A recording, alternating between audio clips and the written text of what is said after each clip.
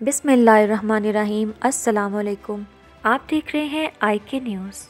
Iran ने America के हाथों इराक में पासदारान इनकलाब की कुद्स फोर्स के सरबराह मेजर जनरल कासिम सुलेमानी की हलाकत की जिम्मेदारी जर्मनी में एक बरतानवी सिक्योरिटी फर्म और अमेरिकी एयरबेस पर आयद कर दी है। एक न्यूज़ कॉन्फ्रेंस में तेहरान के प्रोसिक्यूटर अली ने बगैर सबूत फराहम किए दावा किया कि लंदन में मौजूद सिक्योरिटी सर्विस की कंपनी G4S ने कासिम सुलेमानी के कत्ल में किरदार अदा किया और इनके हमरा इराकी कमांडर अबुल मेहंदीस और मुतअद्दिद दीगर शामिल थे। अदलिया की सरकारी न्यूज़ वेबसाइट मिज़ान के मुताबिक उन्होंने बगदाद इंटरनेशनल हवाई अड्डे के हवाले से कहा कि इस कंपनी के एजेंटों ने जनरल कासिम सुलेमानी और इनके साथी जंगजुओं की मालूमात दहशतगर्दों को हवाई अड्डे में दाखिल होते ही हवाले कर दी थी। दूसरी जानिब बरतानवी कंपनी ने तस्दीक की कि ये कत्ल के वक्त इराकी सिविल एविएशन अथॉरिटी में बतौर आउटसोर्स सिक्योरिटी के मुतअद्दिद सर्विसेज के इंचार्ज थे, लेकिन उन्होंने ईरानी प्रोसिक्यूटर के इल्ज़ामात की तरदीद की।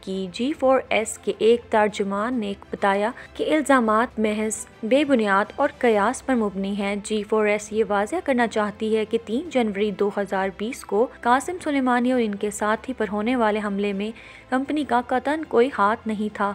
तेहरान के प्रोसिक्यूटर ने यह भी कहा कि जर्मनी में अमेरिकी एयरबेस ने हमले के लिए ड्रोन की रहनुमाई से मुतल्लिक मालूमात दी और ड्रोन्स के तैयारों का डाटा अमेरिकी अफवाज के हवाले कर दिया। इससे कबल ईरानी हकाम ने कहा था कि अमेरिका ने कासिम सुलेमानी के कत्ल में जर्मनी के जनूब मगरबी में मौजूद रामस्टेन एयरबेस का इस्तेमाल किया था। वाज़ेह रहे कि यह अड्डा नीटो अलाइड एयर कमांड के अलावा यूरोप में अमरीकी फ़ज़ाइया के सदर दफातर के तौर पर काम करता है और वह पिछले कुछ अरसे से मगरबी एशिया में मौजूद अमरीकी ड्रोन ऑपरेशंस के कंट्रोल सेंटर के तौर पर काम कर रहा है। तेहरान के प्रोसिक्यूटर ने कहा कि ईरान इन अफराद का ताक़ुब जारी रखेगा जिन्होंने कासिम सुलेमानी पर हमला का हुक्म दिया और हमला किया है। उन्होंने नाम जाहिर किए बगैर 45 अमरीकियों को इस कार्रवाई में मुलव्विस करार दिया और कहा कि इनकी गिरफ्तारी के लिए इंटरपोल समेत तमाम कानूनी तरीके इख्तियार करेंगे।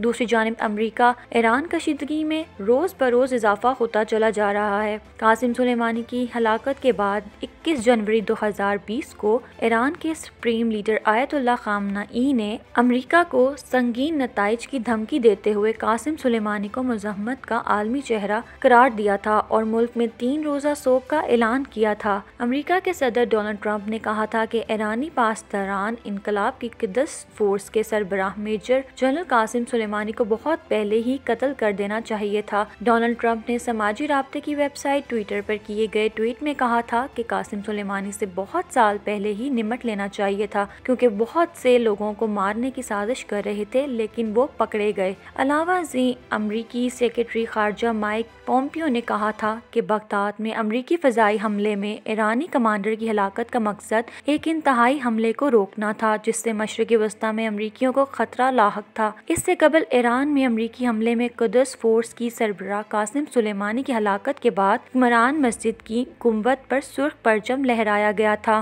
क्योंकि कदीम ईरानी तहजीब में सुर्ख परचम लहराने का मकसद जंग या जंग की तैयारी समझा जाता था। अगर आपको हमारी वीडियो पसंद आई हो इसे लाइक करें और चैनल को सब्सक्राइब करें।